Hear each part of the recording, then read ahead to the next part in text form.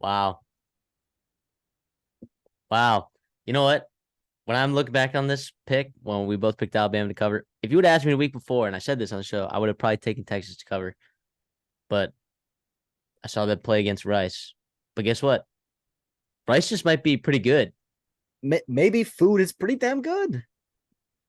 Maybe people, yeah, maybe it's tough to chew your food sometimes, right? Wait, first of all, I know this is Texas, Alabama. JT Daniels, shout out, 400 yards, 3 touchdowns, and a win over Houston. Let's go. Dog. Okay, Let's now go. back to stats for him. Back to Texas, Alabama. Wow. I really thought this was a great game. Even though the score got away with a little bit at the end, I thought it was a great game.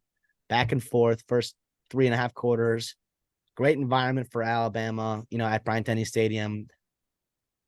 Quinn Ewers, made a ton of money. Like I said, he would if he balled out. He's going to be a rich man, not only in the next 9 months with NIL, but also in the NFL draft when he gets his name called in the first round because of this game. Yeah, what's crazy though is that okay, now he's the deep ball he'd struggled with a little bit before for this game. Actually, this was the first game that he threw a touchdown that had like the throw was in the air for more than 30 yards. It's the first time in his career. Threw a touchdown with 30 plus air yards. Wow. That throw to Xavier Worthy. That was beautiful. That reminded me of Justin Fields, in that semifinal game against Clemson. Chris Olave. Yeah, where he just got hit and it was just a moonshot. Now this had a higher angle at it, and obviously it wasn't a college football playoff semifinal, but it was a college football playoff atmosphere and the buildup of the game. Yeah, that was. I mean, he had multiple of those touchdowns. By the way, A.D. Mitchell had another touchdown. And that was a big throw. Yeah, well, A.D. Mitchell always has a touch. Whatever big game he's playing in, he's gonna have a touchdown. He had multiple big time plays, and again, it's like everyone's talking about Jalen Milroe. What would Alabama do? Have a transfer quarterback in there, Sam Hartman, which I know we're both pretty high on. Even Devin Leary, whatever. But A.D. Mitchell would be a guy that I know Bama would love to have, and I thought that the wide receivers played very well last night. I really did. I'm a little bit higher on Bama's offense than I think a lot of people are coming out of this game, and we'll get into that later. But wow, is he good? Wow, is there so many mismatches on that Texas offense, including Sarkisian? We talked about it. It was impressive. Texas, when they're full throttle and Quinn Ewers is dialed in, they're going to be tough to stop, regardless of who you are. I still am really high on Bama's defense. I thought they played pretty darn well for a lot of this game, but play a couple explosive plays. What's the difference in the game? In Bama's offense right now is not explosive enough to hang in and to beat an elite offense like Texas is. And I think, are they going to get that figured out? I don't know. We'll see. But yeah, what say you? I'd say the most surprising thing to me was the offensive line for Alabama did not dominate. We talked about in the preview. We're like, oh, it'll be a close game, right? And Alabama is going to pull away because they're just going to be able to lean on them. That was not the case at all. I know Texas has a very large defensive line and they're pretty big, but I saw that Bama was going to be better. I thought they were just going to be better. That was not the case. Well, in pass pro, they struggled, and Proctor kind of got picked on a little bit, as a true freshman should, in a national spotlight game. Under 4 yards a carry. Yeah, Bama. That was the disappointing part. Is you have all these people movers up front, and you didn't move people, right? With a physical running quarterback, physical running back, stable of them, physical tight ends. That was the disappointing part. If you're Alabama, it's not. I mean, Milroe, did he make mistakes? Obviously, the 2 picks, inexcusable, and did they probably cost him the game for sure? But you couldn't run the ball either. He did not get much help, from his O-line and from his center. It's a Seth McLaughlin, right? I made a note of it. There might have been 4 or 5 plus bad snaps where he had to go to his ankles and pick it up or something, and he made plays off of them. There was the 1 3rd and 4. It was where they had McClellan on the wheel route, and he had him in stride, and he had 2 yards separation on the linebacker coming at him. Low snap. and that messed up the timing of everything. And people's like, oh, Milrow has to hit that. Milrow has to hit that. He hits that if that snap is right in his chest right here. If it's right in his chest right here, he hits that throw, I think 9 times out of 10. And there were some plays he still made. Those couple of touchdown throws or big third down conversions were on bad snaps or something. And that's kind of where he's at his best, where it's off schedule. But a throw like that is very, very, very routine, very, very rhythmic, right? Where it's a couple drops, hit your guy out on the wheel route. They got to get a lot of stuff cleaned up. Penalties again were a problem. Explosive plays, busting coverage. They've missed a couple tackles, but overall, I thought this was a little bit better tackling team than I've seen in big games of past that they've lost for Alabama. But yeah, I'm not quite ready to say that all is lost for Bama. I don't think dynasty's over. I don't think the year's over. Do I feel great about them being my national championship pick? No. But I still think there's the upside for this team is still they can do everything they want to do. Right? They can still run the table. I don't think their conference schedule does not scare me at all. They're gonna have to beat Georgia, which will be tough, but I'm not too worried about the SEC West for them. What say you? Yeah, well, I'll talk more about Texas. This is easily a top 5 team in the country, for sure. This is a team that already is knocking on, like, I shouldn't have to say this, but the playoff contender, right? Shouldn't you have to say that? Playoff contender, right? That's also a win that, like, those were wins that Texas didn't get in the past, right? They did not get this in the past. And you know what? There were young guys on the team that were making plays. How about Anthony Hill? Had a fantastic game. Love to have him. Oh, God damn. Oh, I'm sure. I hate to bring that up. But God damn. I'm sure DJ Durkin would love to have a guy like that on his team. It was just like, it's crazy, man. This is. We said it.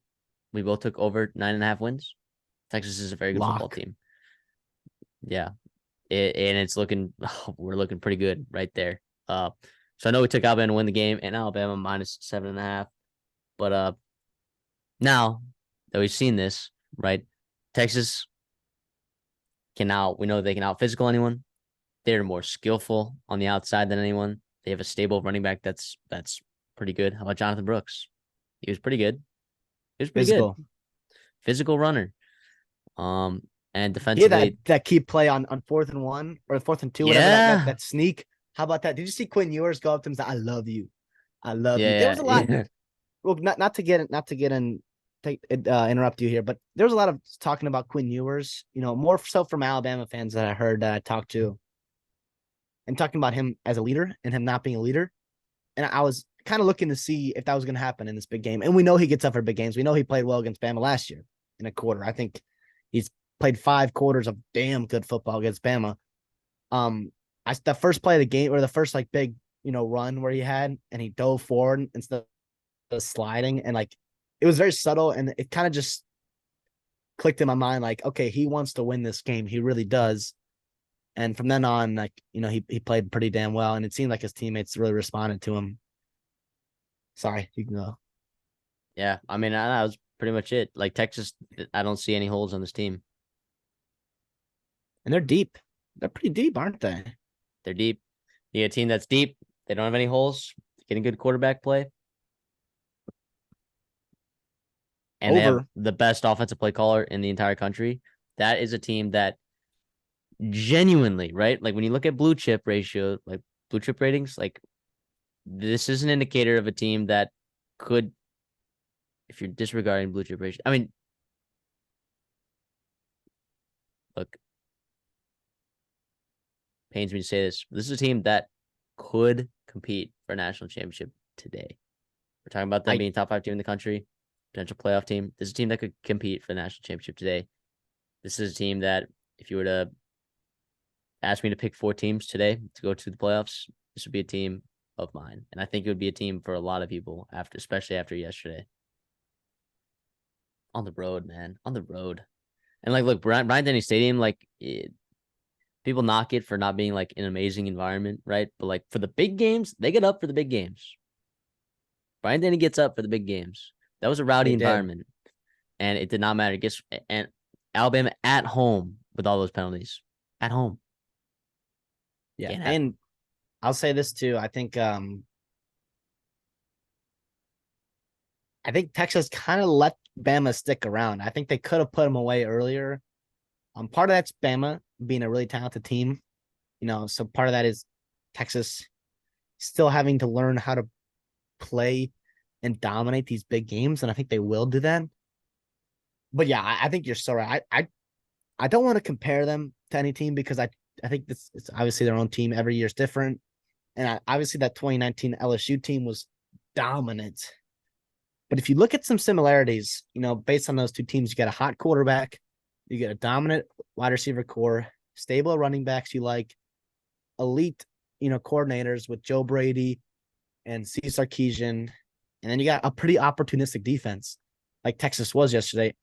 It's the recipe for a national championship contender. I think it is. And in 2023, elite offense is better than elite defense. That's just how it is. If Texas shows up in every game they play, no matter who they are playing, they're going to have a chance to win. They played Georgia, just like Ohio State did last year. They have a chance to win, right? They play Michigan or Ohio State. Obviously, we saw what they did to Bama. Pick your contender, whoever it is. Texas can't compete with them on both sides of the ball, especially with that just elite offensive core. And that's the thing. Yeah. I do think Moreau will get better. And I don't know if he'll have the opportunity to get better, but I think he will. I thought he made some plays. I thought he made some. Everyone's talking. I don't think, to be honest, I think following that was a 2016, 2017 Bama team, it was a true freshman Jalen Hurts. I thought that offense was way more clunky than this offense here. I thought this got a stable of receivers that made some plays and separated. The O-line needs to get fixed for sure, and I think they will in the conference play, hopefully. But I think the upside for this team is still the college football playoff. I think they can. I think if they play Texas again, I still think they can beat them. I don't think the dynasty's over. I don't think Saban's retiring. I don't think he's lost a step. I still think both these. I think the other explanation is just Texas is a really fucking good team, and they played really well yesterday. So all is not lost for Bama. I don't think.